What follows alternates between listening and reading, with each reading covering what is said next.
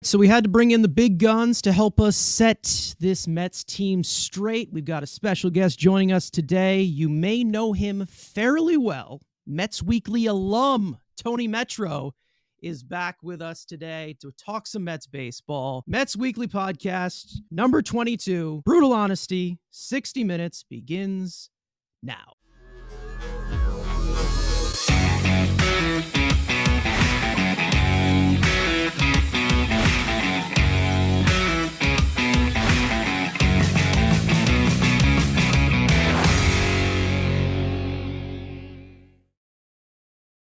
So before we begin, make sure to subscribe to the Mets Weekly channel, and all of our individual links are in the description. And I also want to let you guys know that I will be joining my guys John and Matt on their podcast, Till Mets Do Us Part, around 5:30 Eastern time. So I'll make sure to leave a link to their channel in the description, and you guys can go check them out, turn on their post notifications. Make sure to not miss their live show this week. Make sure to look forward to that. Let's get to the Mets. Tony, how have you been? It's been a while. Welcome back to Mets Weekly. Thank you. I've been doing very well. I am here in Nebraska covering the Cornhuskers, which has been giving me far less agita than the New York Mets have been. It's been a very bad couple of months and first stint of the season. We're about a third of the way through the year. I'll be honest, I don't see any end in sight. You know, the bullpen doesn't look good. The rotation doesn't look good. They don't give length. If it's one or the other thing where they're performing well, the bullpen pitching is good, we're not scoring runs. So it's been a tough slate for the Mets right now.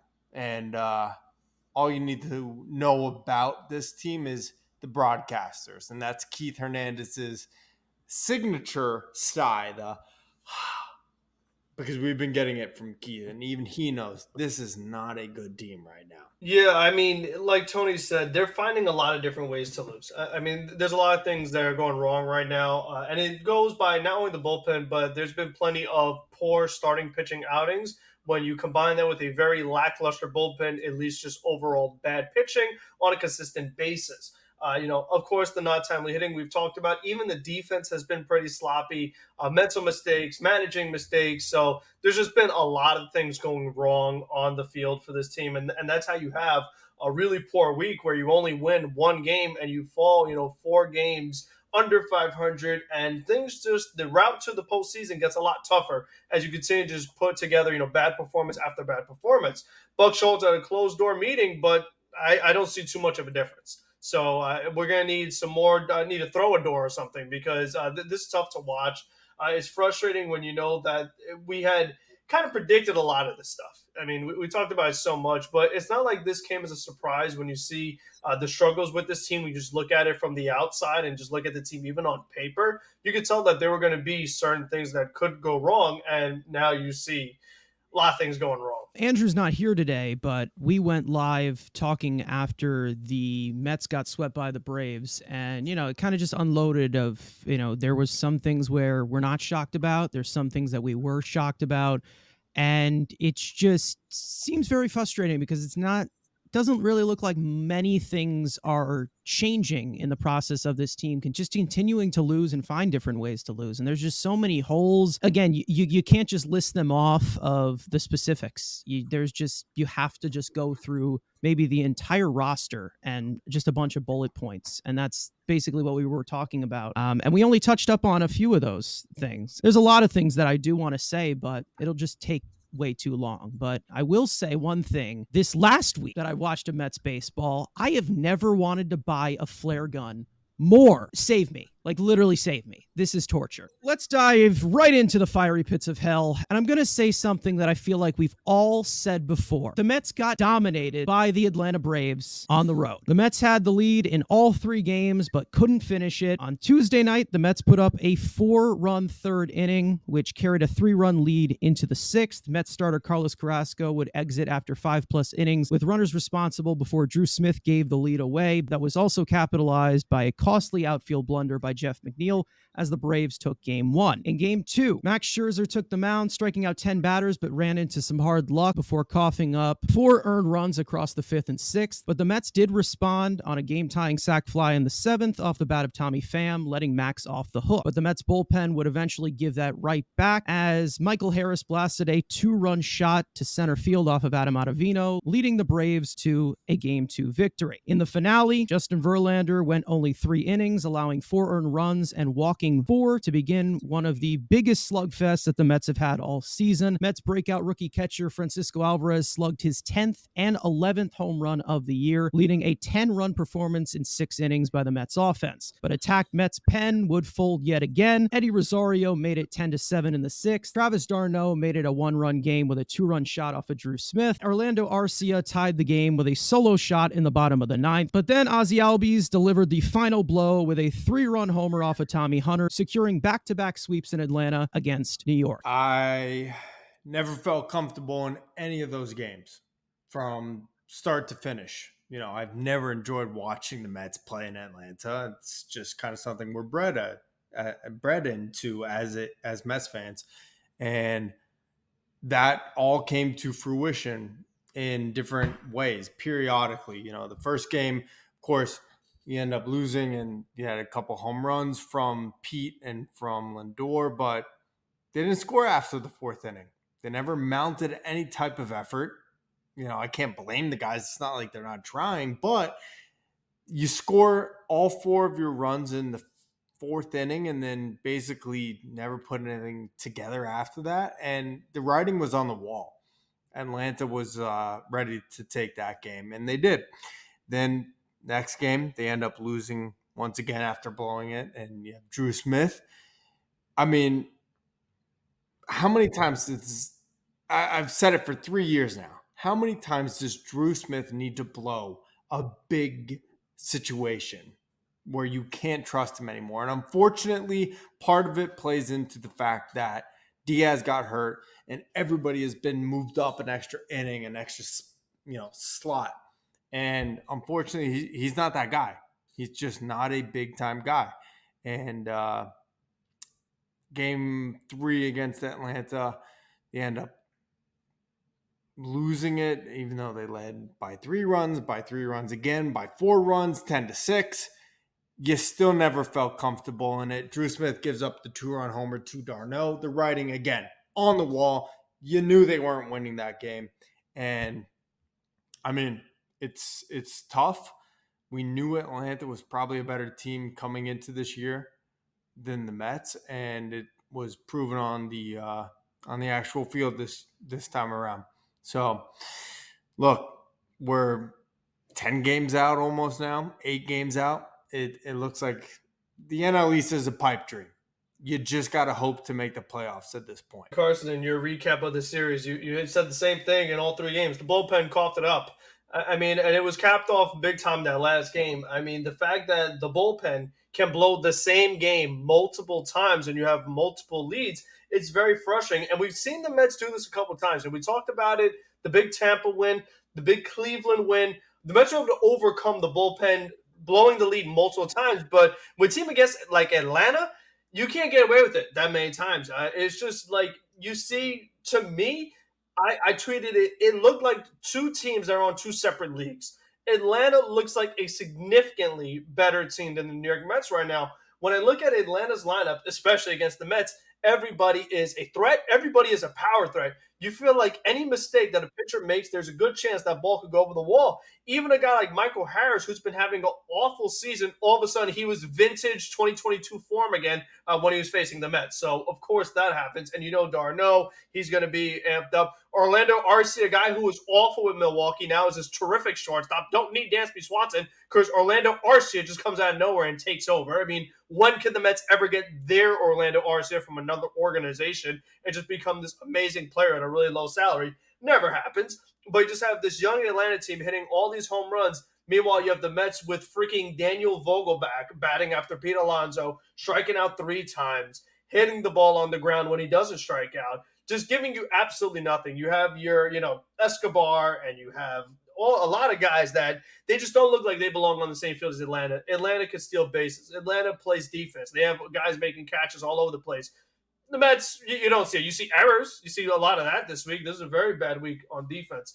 So you just see two separate teams, and it just becomes very frustrating when you know that, you know what, this Atlanta team is young. They gave you trouble last year. They won the division last year. So what do you do to counteract it? You bring back the same team.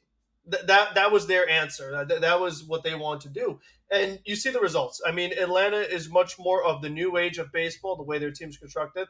The Mets still have much more of that old age and literally and figuratively the old style of baseball with very old players. So it is just very frustrating when you have these head-to-head matchups and continuously come up short. And then that makes the NL East pretty much impossible when you keep losing these head-to-head matchups. So to me, it's just very frustrating. We've seen it way too many times. And it's like, it was just so telling me. Another example was in the 10th inning, Rizal Iglesias comes in for the Braves, puts together a pretty nice inning, and went to the best counteract that went the bottom of the 10th, Tommy Hunter. And he just looked so overmatched. I just had no business being in that game and got rocked by Atlanta. I mean, like it was nothing. So you could just see the disparity of the talent level on these two teams and just the amount of relievers on the Mets that struggled. I mean, just everybody. Drew Smith, multiple times. Ottavino, multiple times. Brigham, Robertson, everybody. I think Rayleigh gave a run too. Like, it just seems like the entire bullpen from top to bottom, as much as I want to criticize Buck Showalter, when you have this many guys pitching bad, I don't know what else Buck could do. Because no matter what order he brings these guys in, they all stink. So it makes things very tough when you have a bullpen like that. And when you're paying big money to Verlander and he doesn't come through, I mean, you're really just putting yourself in a really difficult spot. Pete Alonso gets hurt. Thanks, Atlanta. Did we hit any Atlanta batters the whole series? No.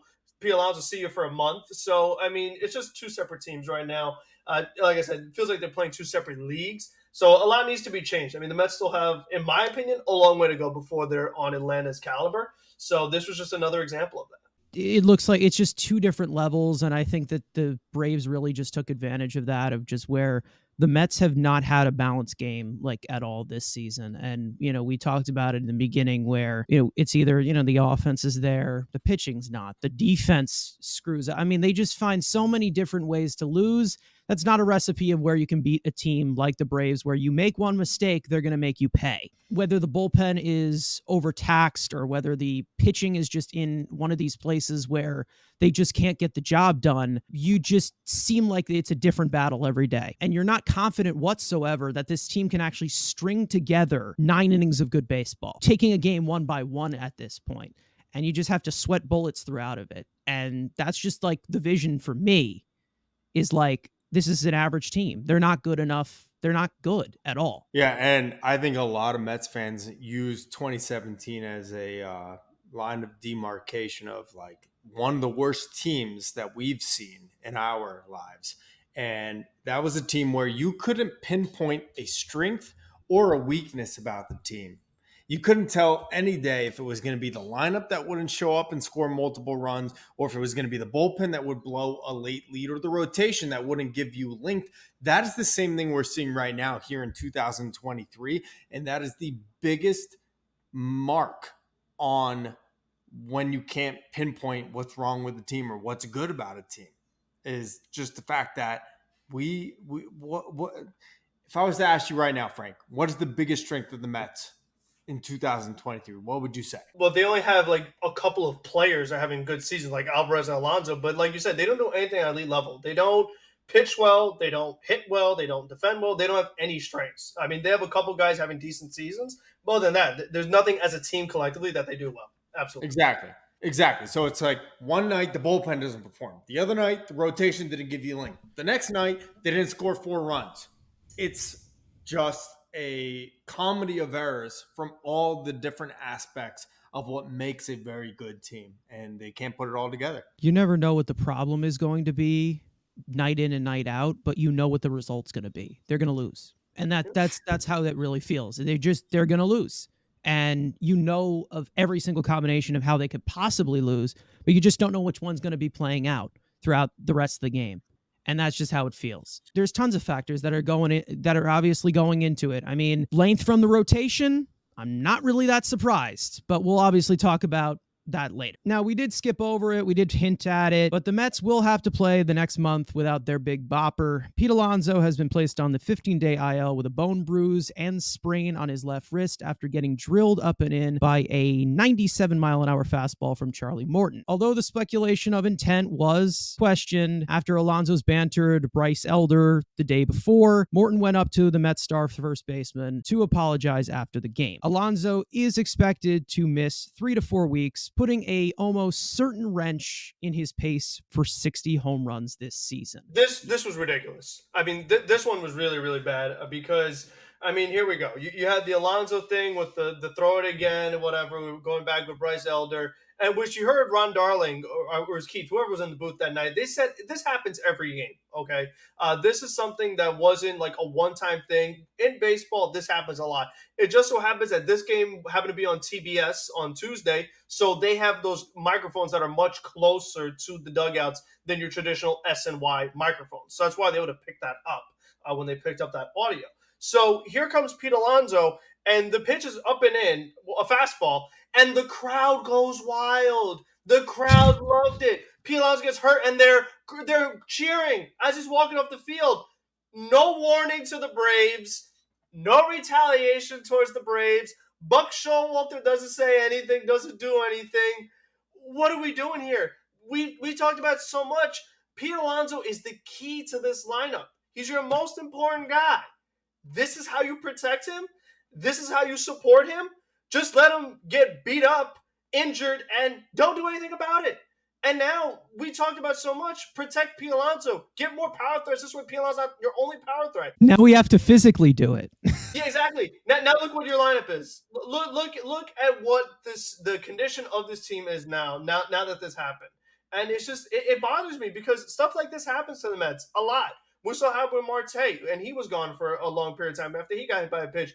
When do the Mets ever knock out a player and he's gone for a month? Does it ever happen? It doesn't feel like it. The Mets, once again, lead baseball in hit by pitch. And again, you can only dodge so many bullets. If you get hit over 100 times, you're going to get hurt a few. I mean, the Mets were lucky they only had the one big injury in Marte. But, I mean, how like one more needs to happen that before something changes, before the Mets do something about it. What happened to the fights? Has Buck Showalter been ejected from any games this year? One? Once. Maybe one. Okay, once. Wow. I mean, like, again, Eric Chavez got ejected. I saw him do that. But remember last year the Mets were fighting, and the year before that the Mets were fighting? Like that, I see nothing in this team. I mean, there is just nothing in them. If a player gets hurt, no big deal. And now that you don't have Alonso for a month, I mean, yikes. It's going to be tough to watch. Lindor and Alvarez are really going to have to do the bulk of the offense because no one else is going to give you power. No one else is going to hit home runs. Tommy Pham, maybe. Oh, my gosh. Wow. Let's throw a parade. But other than that, it's going to be really frustrating and tough to watch because we know how important Pete Alonso is. He was having a historic season, so you just feel bad for the guy. And it's just definitely very unfortunate timing. We need him real bad. And for something like that to happen, that was out of his control, it's just very frustrating as a fan. No, it's terrible. Obviously, like not only do the Mets need Pete, especially going into a time where 4 games under 500 and, just in desperate need of offense. But the fact that we didn't retaliate, that we didn't throw up and in at Acuna or at Olsen or at, for my money, Darnell. I can't stand the friggin' guy.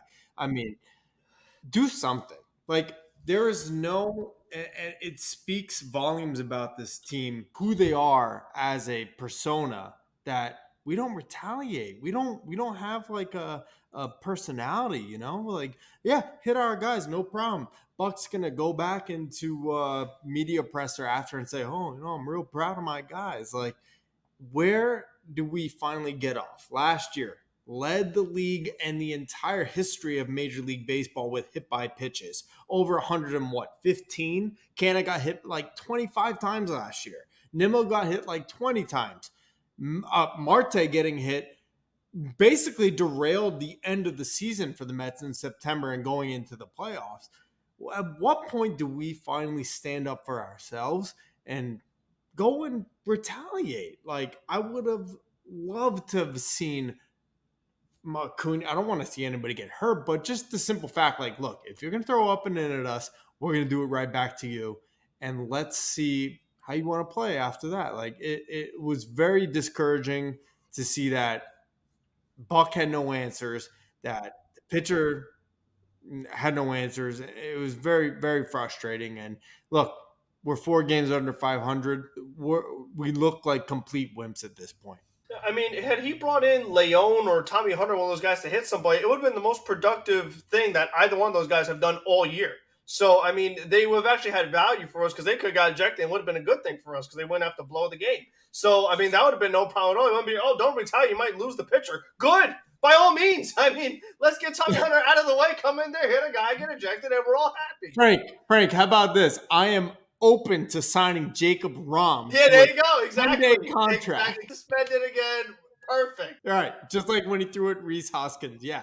Bring up Jacob Rom. Which, again, wasn't intentional. That's just because the guy sucks. I mean, like, Charlie Moore's a pretty good pitcher. Like, Jacob Rain was just thrown in it. And same thing. Who's the other guy? Freaking my guy, Yohan Lopez. The guy I can't stand. They thought he was doing that, but he just sucked. He couldn't control the strike zone. Well, I'm looking at the hit by pitches this year. After our record-setting year from last season, we are first in the National League. We are 6th in all of the majors in hit by pitch. It made sense to retaliate, even if, Charlie Morton didn't mean it. I think that if Charlie Morton, we all know he's a professional pitcher. He's not going to do that on purpose, but he's a veteran. He's been in this game for a long time. To just put in some fight on this team, put in some life. At this point, they just said, okay, well, we're just going to take our beating one way or another.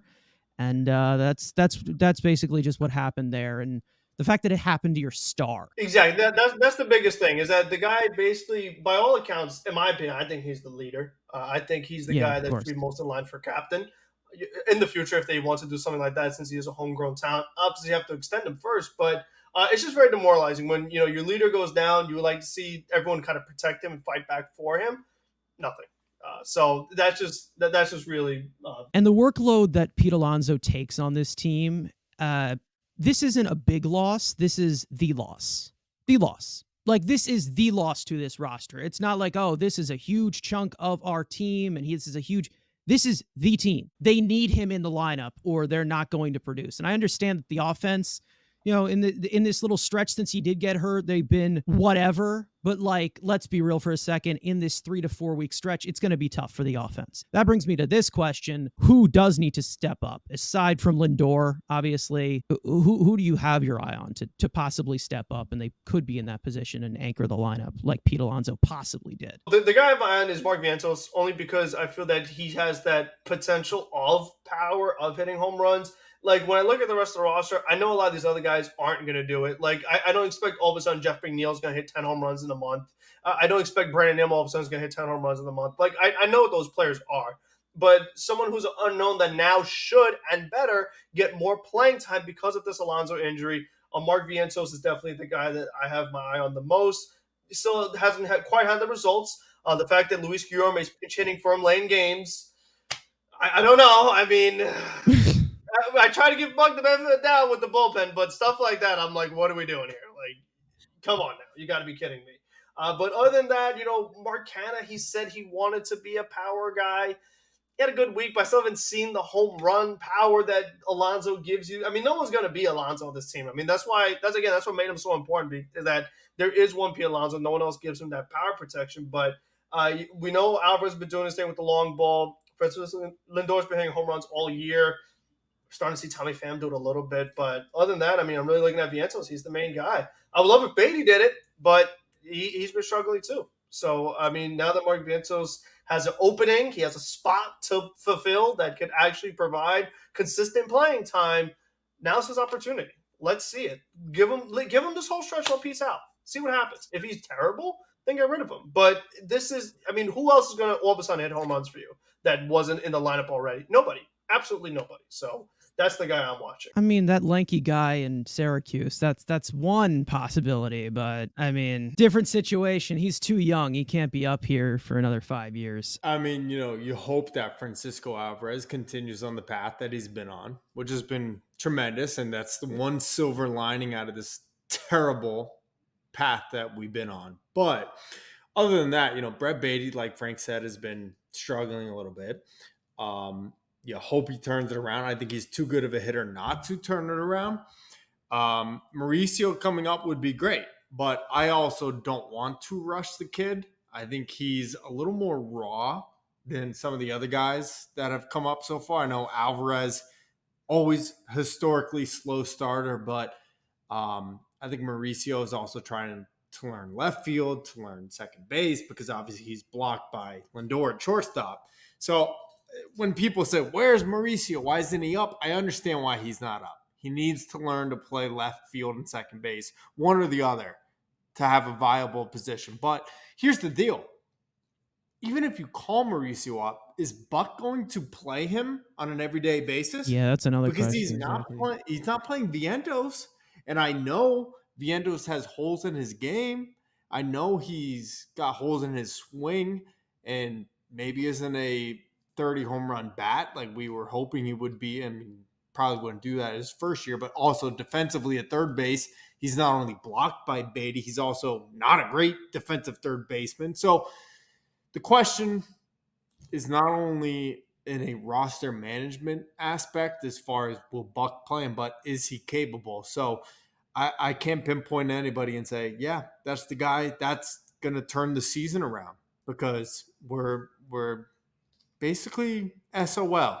Shit out of luck. I know you've always been a genius with the acronyms. It's Alvarez, but the fact that we have to rely on these young guys as the power, the secondary power source, and we've talked about this before, they wanted the power to come from the prospects. Well, now you got to see it on a front stage now, because your biggest bat is now out. So, maybe we can get a little bit more sneaky power from Darling Marte as he start to heat up a little bit coming into the later May into June. I think Nimmo could be, but not prolifically. I think that if he wanted to, he could, because he does have great quality of contact. He's got a lot of ugly swings to him. Let's just say that. I would love for them to just give Mark Vientos the chance and just let him play. Let's see what he actually does, because putting out the QOC, I'd like to see him pull the ball a little bit more, but I don't know what the tendencies are for him at the major league level, because we've talked about this before. I'm not seeing him out there. And every single time that he does actually have a productive game, they bench him. Right after he gets a hit or two hits in a game, they just bench him. It's not like you really have big competition to bench him for. Let's be real for a second. Now, I think that they're, speaking of power or lack of power, Daniel Vogelbach has not played in 4 days. And he did have a home run against Mitch Keller. We all know that Buck loves his matchups. I'm hoping that's the end for him. But we also did get notice that, we trust Daniel's ability and his track record. I know that they did say that earlier in the week. So I'm conflicted. Maybe they do bring in another bat because of the loss of Pete Alonso from the minor leagues. I don't think it's going to be Mauricio, but at this point, I think that Danny Mendick probably should have got a consideration over Guillorme at this point, because I think we've all seen what Guillorme can do at the major league level. Hopefully they do mix and match and they don't keep the same roster just without Pete Alonso, because we all know that this lineup without him is awful. I said it last year at the time of the trade.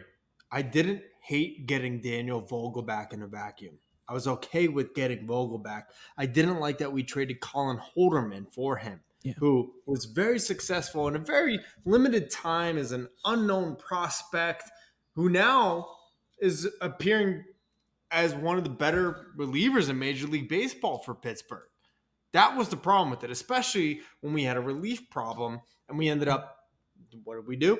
Traded for Michael Givens, a reliever who was very unsuccessful with us, very unsuccessful in all of his previous stops, older guy. Another guy that Buck managed and loved to manage. Mm-hmm. Yeah, we know Buck loves his guys in Baltimore. Fortunately, now Holderman is having a very good little career here so far for Pittsburgh, and we're like watching Drew Smith blow leads while Daniel Vogelbach is taking strike three down the middle, and it's tough. I don't know where you get the production from, but clearly it's not from him, and it's ad nauseum at this point. But Vogelback has got to go. But we'll see what I hope that he's the first one out of here if they do try to make a somewhat of an offensive upgrade from AAA. I don't think there's much down there besides the big prospect, but anything can work. Any spark that you can get in the span of this 3 to 4 weeks that you're going to be missing the power of Alonso, and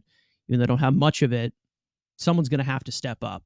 So because they're going to be playing baseball games no matter what, if Pete Alonso is here or not. And it's frustrating that they never took a flyer on a guy like a Franmil Reyes or someone that has ridiculous power, just someone that could give you a power threat. They did it with Gary Sanchez. They gave him a couple days, made him catch, did horrible, go San Diego, power. They kept Tomas Nido just to DFA him a couple. Well, here's the problem. No, because, it would have been nice to see if Gary had anything left in the bat, but catcher is such a particular position that you can't really give any leeway. Well, what I'm saying is that you have Vogelback here without a position. I would rather just have Gary Sanchez here with no position. I agree. Than Vogelback. At least Sanchez can hit home runs. Vogelback cannot. So, I mean, Sanchez is a catcher. We know what happens. But as a bat, I don't think Sanchez is a catcher at all anymore. Like, let's just be real for a second. He never really was. He's had a lot of injuries in the last few years, and at his peak, at his best, his defense was a lot better than it was advertised, obviously, but he's just getting older now.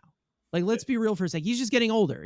Catchers, once they get to the age of 30, that's just how it is. But for some reason, they saw him as a catcher because apparently the Mets all of a sudden like positional flexibility, even though they keep Daniel Vogelbach on their fucking roster. This is what I said, though. This is what I said last offseason. You cannot, especially in today's modern baseball. Listen, I thought he was going to hit for a lot more power than he is this year, and he's not. I had him on players that I like for 2023, Daniel Vogelbach.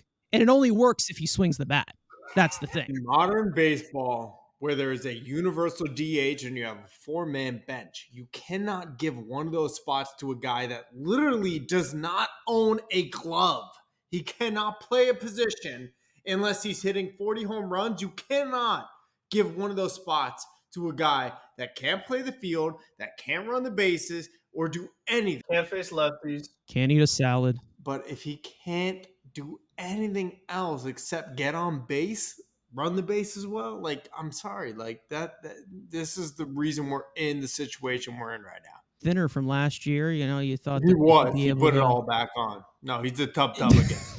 Yeah, Mets Weekly special. He's a tub again. He put all that weight back on. Now, another huge negative from the series in Atlanta has definitely been the continuation of inconsistency from one of the Mets aces in Justin Verlander. In his first 7 starts as a Met, Verlander has posted a 4.85 earned run average, a 4.91 fielding independent pitching, striking out just 19.9% of batters, and a career worst 1.6 home runs per 9 in 39 innings pitched. When asked about his start to the season this week, Mets manager Buck Showalter said that Justin is chasing perfection, and I say it all the time. He looks at things not only analytically, but any possible reason why he fails. Verlander has yet to pitch back-to-back quality outings as a Met, as the 40-year-old 2022 Cy Young Award winner is slated to make his next start on Wednesday against the Yankees at Citi Field. We're 7 starts in to Justin Verlander's career with the Mets. Is it time to hit the panic button?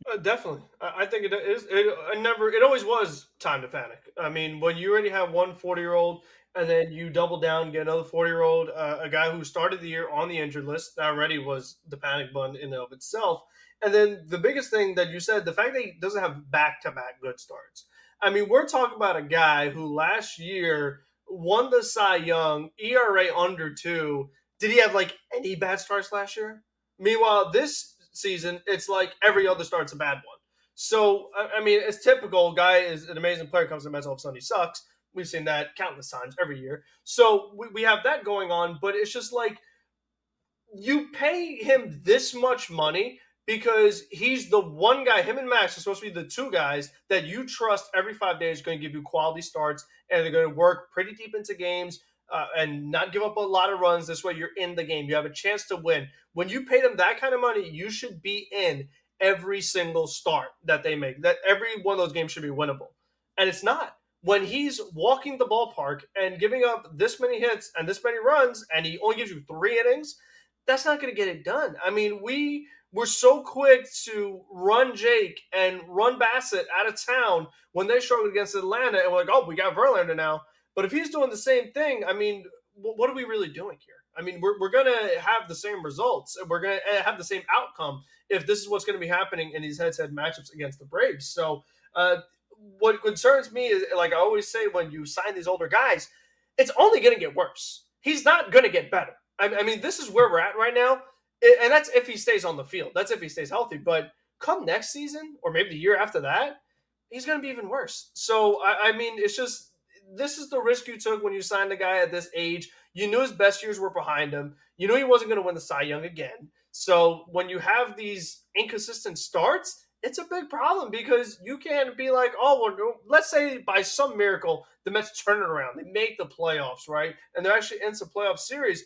What happens when it's a 7-game series and Verlander has one good start, one bad start?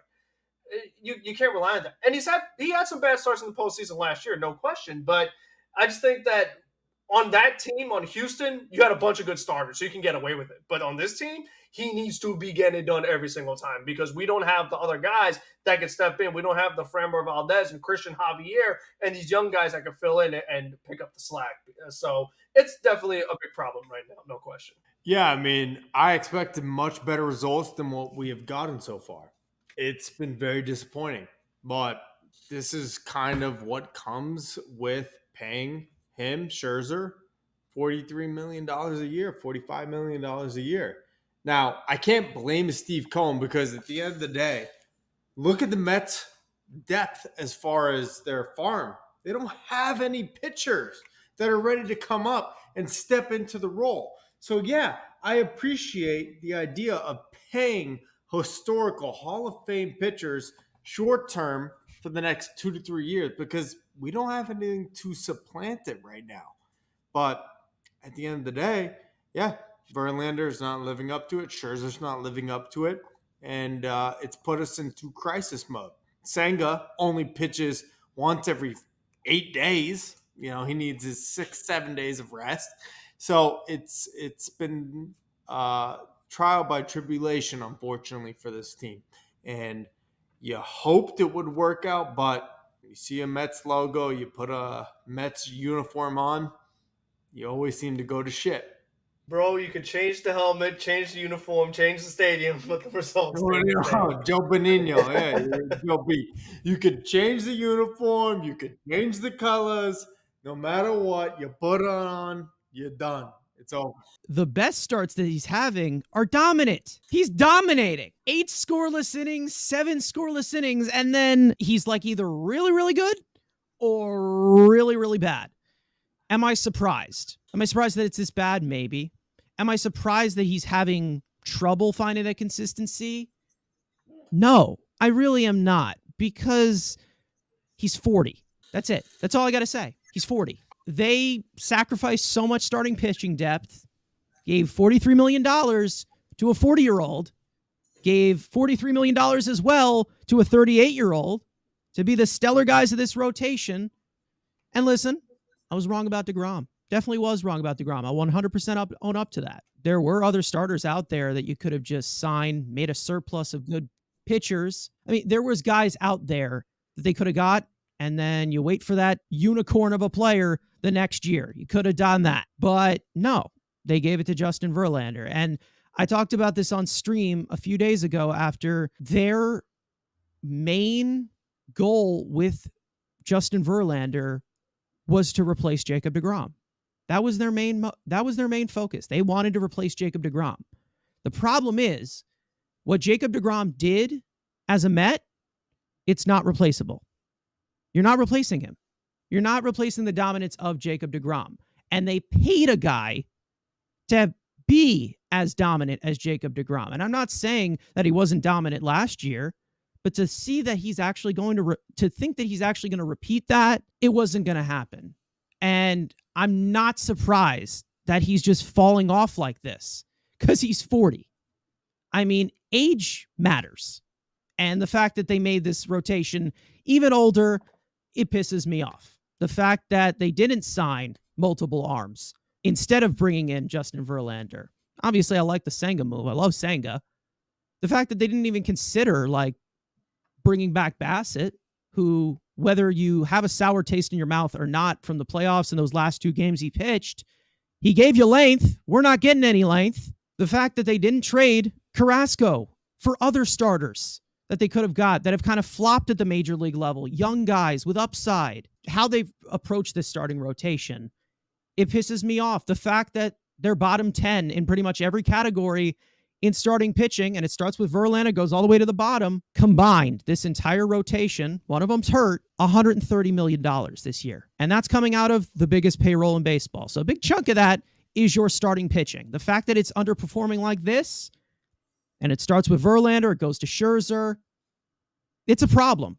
It's definitely a problem. The fact that you don't have any depth for it makes it even scarier. All right, so let's get to the Pirates series, which is the most recent, where the Mets lost 2 out of 3.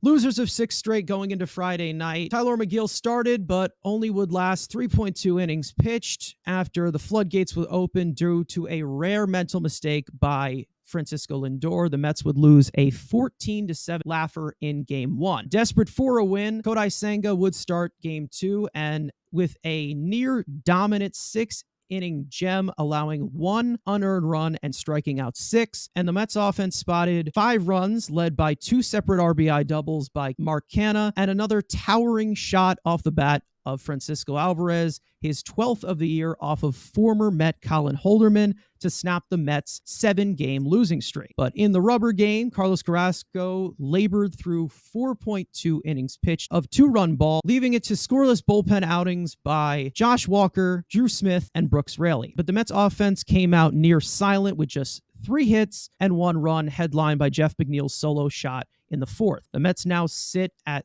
31-35, losing 8 of their last 10 and dropping their 3rd consecutive series in the month of June. This was really annoying, personally, because the fact that you start off the series just instantly getting destroyed. I mean, you're down 14-7 after that backbreaker of the series against the Atlanta Braves.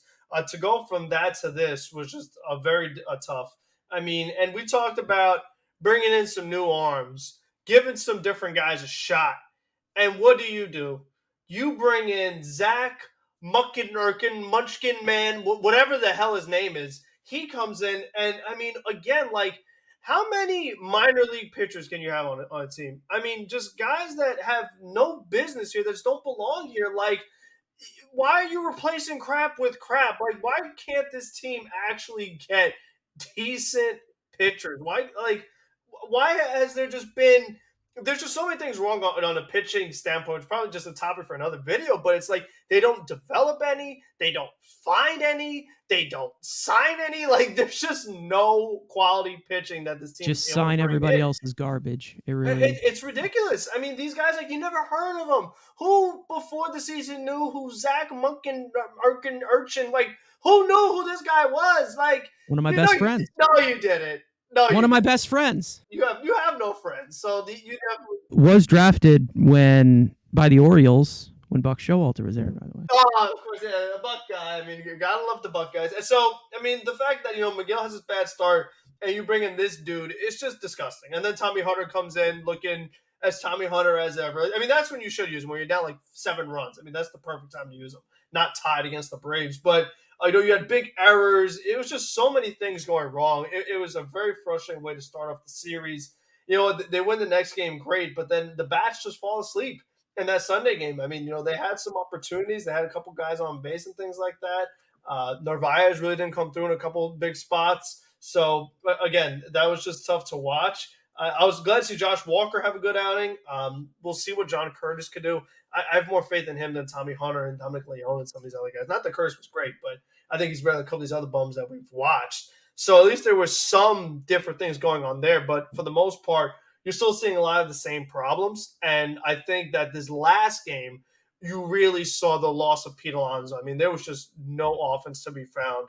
And you could just see how different of a team this is without it. Yeah, I mean, you had close to elite pitching, and you need home runs to take out elite pitching. So, yeah, I mean, Mitch Keller, his stuff has gotten a lot better as his career has gone on. Have to plead some ignorance here.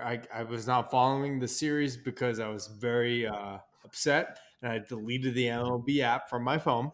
I don't blame you. But still somehow checked in on Twitter and saw that it was at one point the Mets in the lead, and then 7-2, and then 14-2 before they scored those 5 runs in the 9th inning Friday night.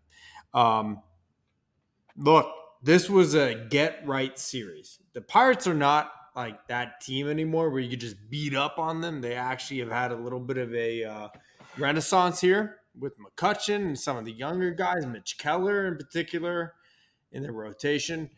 But I was thinking, hey, let's get 2 out of 3. And hopefully it puts them back on the right path. And what happens? No, they end up losing 2 out of 3. So for me, sadly, this kind of told me everything about this team I need to know. They don't have any fight. The manager's a disaster. And they end up losing their 3rd consecutive series. And I don't see any end in sight.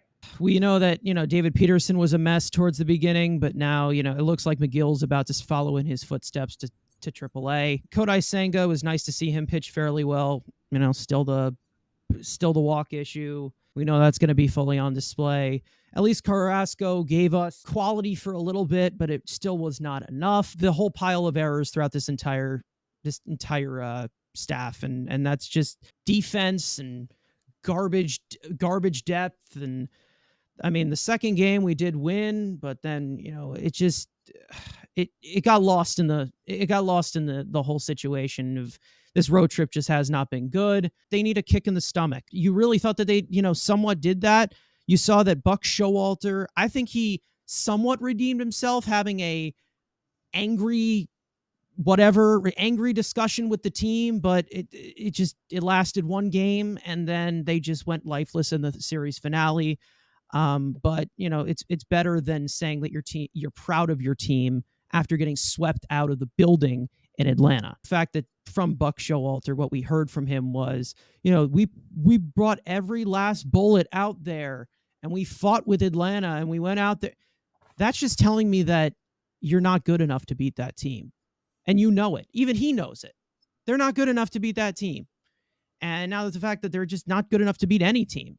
I will expect them to lose pretty much every series unless something actually does turn around. And I'm not seeing a turnaround whatsoever. I'm glad that they finally realized that Tommy Hunter needed to go. It's enough already. And they replaced him with a younger arm. I'm not saying that John Curtis is fantastic, but he's younger. He has upside. They also got, rid of Muckenhirn. Hopefully Josh Walker maybe could build off of it as a second lefty in that bullpen. But knowing the Mets, they'll recycle in and out or something. But I mean, I liked Josh Walker 2 years ago. Then he got hurt, kind of sacrificed a little bit of his control. But if he's throwing harder, he's throwing 96 from the left side, give him a chance. I mean, why not? It's just not been fun. And like I said, in this last week of games, watching them play, reference to the flare gun, again, save me. Like, this has just been torture.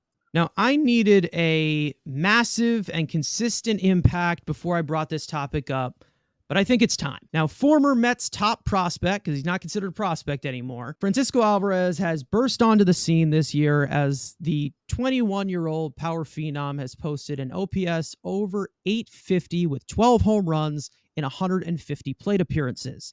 Defensively, Alvarez has also excelled 76th percentile in framing and top 10 among catchers in blocking runs, catcher defensive adjustment, and Fangraphs positional defensive runs. Alvarez is making an early bid for the NL Rookie of the Year and is also on pace for a 5.3 Fangraphs wins above replacement this season. We've seen teams do this before with their young players, and we have not seen the Mets do it. It's hard because he's a catcher, he's so young, but buying out the arbitration years, giving him an extension. Frank, huge fan of Francisco Alvarez. Do you extend him right now?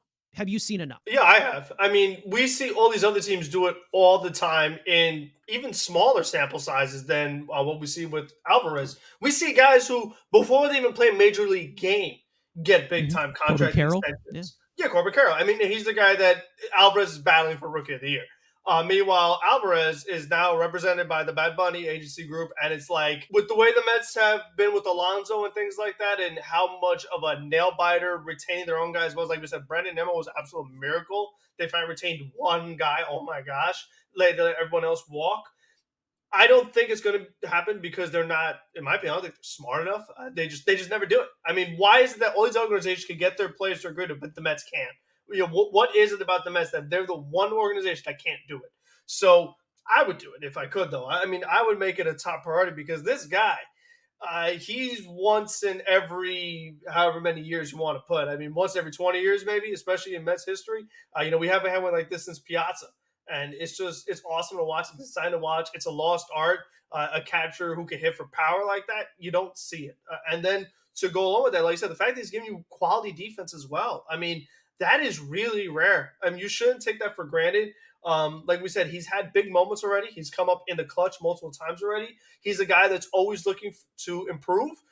We saw him. There was a quote. I forget when it was from, but he was talking about how like people said that his defense wasn't good, so he used that as a motivation to get better. I mean, this is a guy that is a very hard worker that wants to continue to improve and become a more complete player. And you've seen that as he's gone on and how quickly he makes those adjustments to become a much better player. So to me, I would do whatever I can to keep this guy forever, pretty much. I mean, that's the way I feel. Because I just think that he's a perfect fit. I like his personality. I think it works with New York. And just everything we've seen from him has just been so good. And I mean, how could you not want to keep this guy for long term? Right now, it's like, when else are you going to get a guy like Alvarez in this organization? I mean, we'll see what Parada does, but I don't see him being a prolific power here like Alvarez already has been. It's been such a welcome sight to see. Like Tony said, it's been the silver lining of this season. This is a guy that also got called up. They butchered the way they did it anyway. I mean, they called him up early. He struggled, sent him down, called him up again. And like the way they handled the whole situation was poor. And the guy is still playing fantastic. So he's able to overcome all that. So he's a guy I definitely would make top priority to extend as soon as possible. Even if it's today, tomorrow, I'd really be trying to do that. Yeah, I mean, it would probably be the smart move based on how things are going right now. The guy's unbelievable, hitting dingers left and right, showing power that I mean, that fly ball he hit against Atlanta, it looked like a pop-up. You mean fooled Gary Cohen, which I guess is not really a big feat at this point. Like the launching pad in Atlanta, they got some elevation things too, but yeah, he still has crazy power. Even the one, the Holderman one, that one too, that one really carried. I mean, that was one I was like, is it gonna go? But it did. So he just has that. You know what that's called, Frank? You know what that's called? In the scouting report, day one, light tower power. Yeah. No, for sure. And we knew that. I mean, if you saw the highlights in Brooklyn when he was about to knock people off the roller coaster, I mean, this guy's been doing it since he got here. And look, I mean, that home run aside, the fact that he hit an additional home run in that particular game, so he has a couple of multi-home run games now, you got to try to lock him up. I'll go back to earlier when I was still on the stream with you guys, and I said, hey, I don't really feel the need to lock Pete Alonso up. I said that. You guys, that was one of the topics.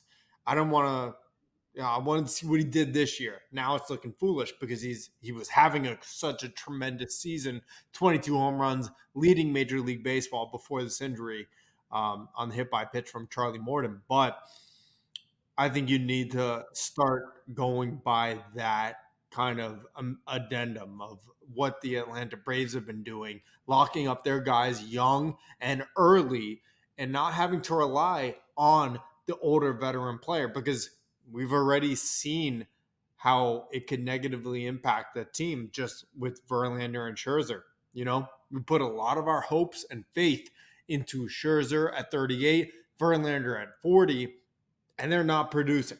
So sometimes the best way to build your team is from the inside out. I'm looking at one of those typical Matthew Brownstein tweets. He always loves these specific statistics, and he had one about, here are some of the other hitters that were younger than 22 to hit a dozen home runs in their first 45 games. Mel Ott, Eddie Matthews, Willie McCovey, Albert Pujols, Bryce Harper, Juan Soto. That's a pretty good company. And those are rising superstars right out of the gate. They came into the game and they were one of the best, burst onto the scene. What Francisco Alvarez is doing right now. and he looks like he's going to be a star for a very long time. I know he is a catcher, and they don't age fairly well, but I mean, I would extend him all the way before he turns 30. Sure, why not? Like, do it right now. I mean, what is it?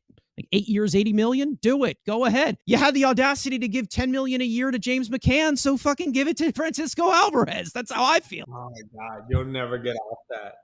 I never will, because he's they're still terrible and paying we're him. still paying him. We're still going to be paying Nito, and we're paying Narvaez, and we're the Bobby Bonilla collection of catchers now. Now, even though this has been a story for about 2 years, the Mets still do not have a president of baseball operations. Enter the frequently named David Stearns. According to Bob Nightingale, the Mets do not have plans to move on from GM Billy Epler or manager Buck Showalter, but are expected to hire Stearns as their president of baseball operations this offseason, with his contract in Milwaukee expiring this year. The rumor is that Stearns will take over a majority say in transactions, but nothing is official. But Epler's longtime friendship connection to Stearns makes it more likely to come to fruition in the offseason. I know we have talked about the Mets front office because the team's not winning, and I think that putting Stearns into the mix of this conversation makes it a little bit more interesting. Yeah, no, I think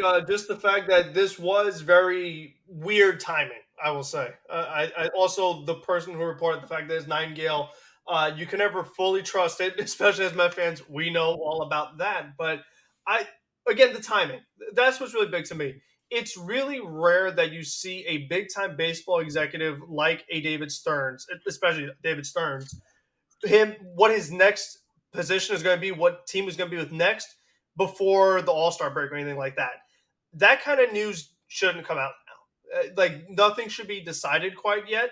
And that makes me think that if I'm Nightingale and I'm trying to do clickbait, this is the fan base I'd be targeting right now. A really passionate fan base that's really frustrated right now, where everybody's calling for Billy Epler's job. I mean, we've been doing it on this podcast. We've been complaining about Epler every single week. So it would make sense for me to write a story about the Mets are going to get Stearns, and then everyone's going to click and read all about it.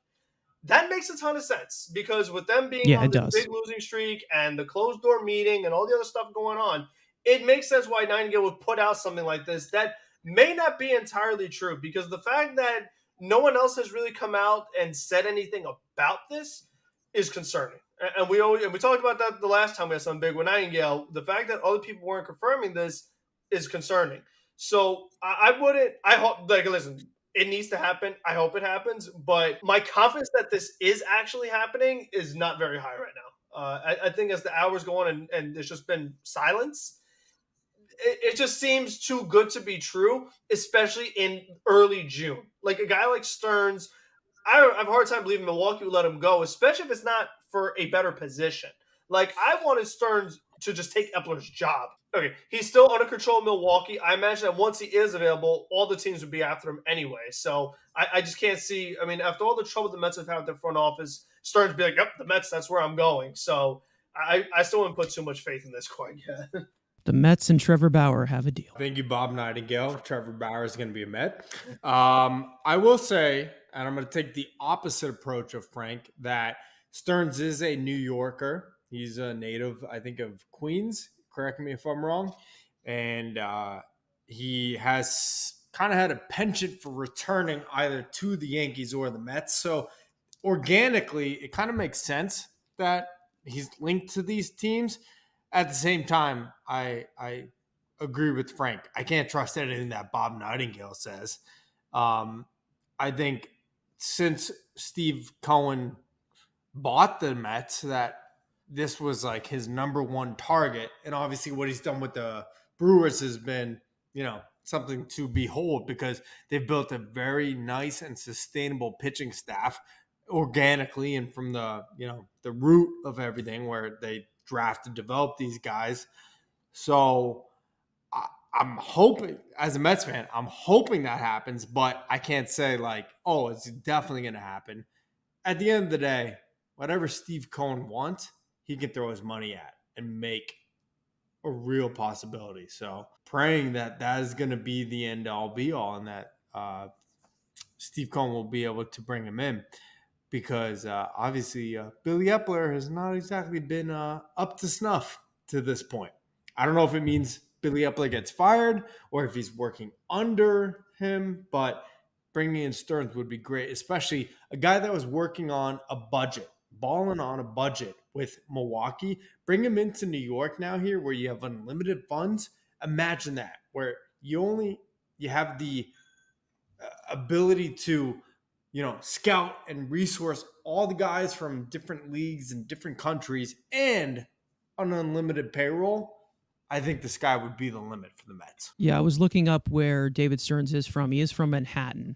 And I also see the Wikipedia page that it's saying that he works for the New York Mets. So thank you, Wikipedia editors. You guys are fantastic. I think I see this as more of a hypothetical than actually happening right now because you are in the middle of a season. You're not even to the All-Star break. And, that's what kind of makes it a little bit strange that it came out. But if you actually are looking inside of the Mets front office right now, you have Billy Epler at the top pretty much as the GM. And then you have the people around him, pretty much everybody that was around him with the Angels. So that's my question of what's going to happen if Stearns were to come in. Are these Angels guys that are around Billy Epler, are they going to stay? Or are they going to go and Stearns wants his own guys? Because maybe these guys who Billy Epler likes, maybe Stearns also likes as well, because Epler and Stearns are friends. I mean, it just sounds like, high school drama at this point. But because I've pretty much accepted that Billy Epler is going to be here next year. I've pretty much accepted that. And maybe Buck is here next year too, who depends on how the season ends. But I'm very curious to see what happens around Billy Epler, because I feel like some people that are cluing in a lot of this stuff to Billy Epler, I think they got to go, because the guys from the Angels and what they did with the Angels, with Billy Epler, they didn't win anything. They failed a lot, and they had bigger superstars in Mike Trout and Shohei Ohtani than us. Like, yeah, we got stars, but we don't have that caliber, and they still lost. I'm hoping that this is true because Stearns has done very well in the pitching department. Billy Epler has not in a span of 20, 25 years. So hopefully it counteracts things. There's also other guys out there that are available that I'd love to see them possibly try and poach, but, that's a topic for a different time. Josh Burns is one from the Dodgers. James Click, I would love to see them try to bring him in, but, that's just a different story.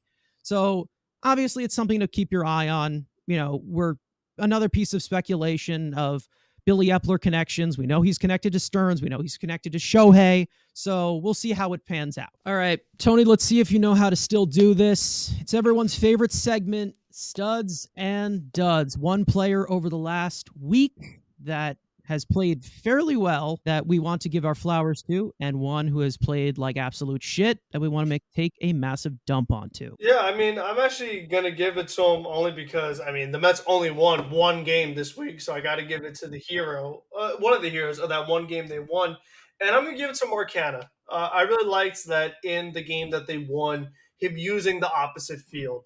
That's something that was really encouraging to me. I hope that's something we see more of, because he went into the season saying, I want to hit more home runs, show this power. Hasn't happened. So, if he's going to actually have success, hitting the ball the other way and actually being productive, then that's what we need. Because you know what? Like, you could want to do something, but if that's not your game, that's not your game. Stick with what got you here, what you've been successful at. So we'll see if it works. He did it starting at first base. We'll see how many more starts he gets at first base with the injuries to P. Alonso. Tommy Pham swinging the hot bat. So, how does kind of fit into the whole scenario? So I'll definitely give him credit where it's due. Those were big hits late. The one to give him the lead, the one to extend the lead, give him that big insurance run. So I'll give it to Canna. Yeah. I have to give it to Tommy Pham, even though I called for his DFA because of his horrible experience in center field on Sunday against the Blue Jays, where he allowed that play to basically just go in front of him and a run to score. Yes, he did make up for it. 2 home runs in that game. But Tommy Pham has been on a hot tear right now. But so far, yeah, Tommy Pham has actually been tremendous over the last week. So I'll give him the bouquets. Tony Jinx is alive and well. You trashed him and then he made up for it. Even though he did walk 4 batters last night, I'm going to give it to Kodai Senga, and that's because it goes with the point of the fact that he has been so good with runners on, and he's given such a Bassett mentality under pressure, even though he's not given the length of Bassett. 5 of his 6 pitches have a put away rate over 20%. He's stranded 81.1% of base runners this season. League average, 71%. So, I mean, he's just been, fantastic under pressure. Even though baseball in Japan is competitive, it's different around here. Duds. Yeah, hard to pick, but I guess I have to go with Justin Verlander. You go into the third game of the Atlanta series after dropping the first 2. You needed a big-time start from him, and couldn't provide it. Couldn't even give you a quality start, which isn't even asking a lot. 6 innings, 3 earned runs or less. He couldn't even give you that. Barely got out of the third inning. 5 runs after multiple leads. Obviously, you go down 3-0 to start the game. It's tough for me to pick against Scherzer because Scherzer had all those wacky infield singles against him that were ultimately his downfall. But Verlander coming out, again, like I said, game 3 of the series after dropping the first 2. This is why we paid you $43 million a year as a mercenary for this team. Couldn't do it. Couldn't get the job done. Couldn't even get through 4, let alone 5, 6. No. It put him in a tough position as well because they had 6 innings of the bullpen in that game, and then the next game you had Tyler McGill, who has not really been able to go distance consistently throughout his entire career. I got to go to old reliable here, Daniel Vogelbach. I mean, what the actual hell? Here's a guy who makes 2 starts against the Atlanta Braves, which he shouldn't still be on this team to begin with. I mean, I've said it every single week. The guy needs to be gone because he does absolutely nothing well. He hurts the team more than he helps the team. Gets 2 starts against Atlanta. One of them batting behind Pete Alonso. And he doesn't get a single hit. He doesn't get on base a single time. He's literally giving you 0. If anything, he's giving you negative value at this point. And still, he continues to be on this team. And now you just put him on the bench. He doesn't play at all. Just get rid of the guy. Like, get someone, even like you said, like, I'll take Danny Mendick at this point. Give me someone that could run, that could play a bunch of different positions if you want to do your pinch hitting and stuff like that, and pinch runners, all that great stuff, cool. But to have a guy who does literally nothing for you and only hurts the team and has, again, just the most one-dimensional player I've ever seen in my life. All he could do is draw walks against right-handed pitchers, and that's it. He literally can't do anything else. Everything else he does very poorly. For him to be starting in these big games against the Atlanta Braves, despite how bad he's been, and continue to be this bad and then get another start, that's crazy to me. I mean, they've just given him so many opportunities, and he continues to be just absolutely awful. Well, my dud has been, I would say, weeks in the process. I waited, but I can't wait anymore. Jeffrey, what are we doing? What is going on with Jeff McNeil? All right. He has not looked good whatsoever. Okay. And what pisses me off the most, obviously, I hate when this guy slams his helmet because obviously he's a huge mental case. But when he's getting so mad that things are getting caught on the warning track to left center field, there's a simple solution to this. Pull the freaking ball. How about that? Do that once. You pull line drives. You've had a lot of success in your career. I've seen Jeff McNeil do that. He's pissing me off again. I don't like this. He hasn't been good. He hasn't been terrible. He's been very this year. He's been below average for sure. He homered today though, so whatever. Yeah, don't. I had higher expectations than what we've seen. I think he's still caught in that he's not really sure what his approach is, not really sure what to do. Do I want to go opposite field? Do I want to try to pull some things? He needs to really just kind of stick with one thing and that be it. It's definitely been disappointment, but I think there's other guys that are definitely a bigger problem than him right now. This has been building up for way too long. It's been building I can't. He's just been so. The defense has been concerning, especially in the outfield. I don't know what's going on there. I at least expect him to not carry into the field. That could be part of it. It could be, not in a consistent position, whatever. But definitely been frustrating for sure. The fact that they just kept batting him third, just third. Why is he batting third? Lower in the lineup, please. Lower in the lineup. I mean, I've talked about it before. I need the noodles at the bottom.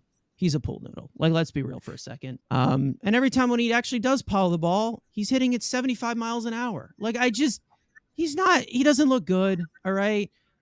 Batting title. Great. Got paid and dipped. Thanks a lot. Story of the Mets. All right, so that brings us to your rapid fire stories. The dreaded nightmare has finally come true. Former Mets ace Jacob deGrom will undergo Tommy John surgery to repair a significant tear in his UCL. Jake is expected to return in 2025, as we all wish him nothing but a speedy recovery for our former ace. The Mets designated Tomas Nido for assignment as the corresponding move for activating Omar Narvaez. The 29-year-old catcher cleared waivers and has been outrighted to AAA Syracuse as the Mets continue to explore trade options. The Mets have designated right-handed pitcher Steven Nagosic for assignment. The 28-year-old pitcher is currently out of minor league options, which gave him the first grab at the Mets opening day bullpen. The Mets recalled right-handed pitcher John Curtis from AAA Syracuse and have designated veteran pitcher Hunter for assignment as the corresponding move. Hunter posted a 6.85 earned run average in 23.2 innings of mop-up duty out of the Mets bullpen this season. The Mets have optioned left-handed pitcher Zach Muckenhirn to AAA Syracuse and have recalled 28-year-old southpaw reliever Josh Walker in the corresponding move. Walker made his debut last month and tossed a scoreless inning in relief against the Rays. One of the original Mets, Roger Craig, has passed away at the age of 93. In the Mets books, Craig is most known for pitching the first ever game in Mets history on April 11th, 1962 against the Pittsburgh Pirates. Parting words for episode number 22.